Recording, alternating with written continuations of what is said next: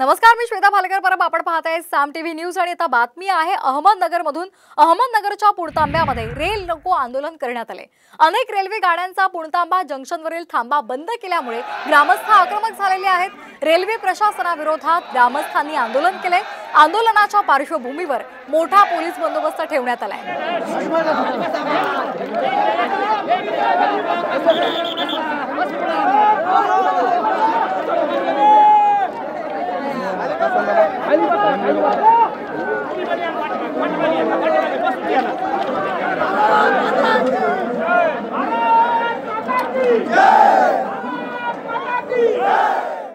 Railway थांबा बंद केल्यामुळे ग्रामस्थ आक्रमक झालेले आहेत.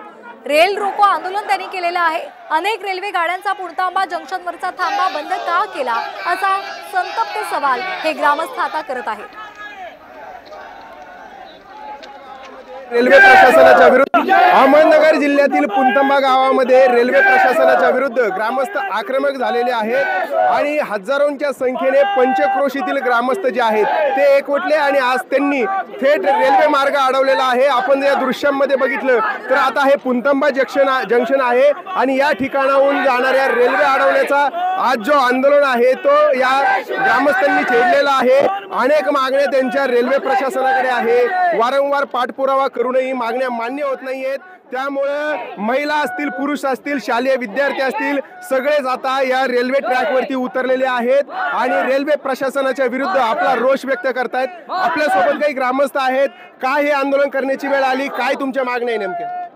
गेल्या 15 वर्षापासून टप्प्याटप्प्याने आमच्या स्टेशनची वाट लावली गेलेली आहे.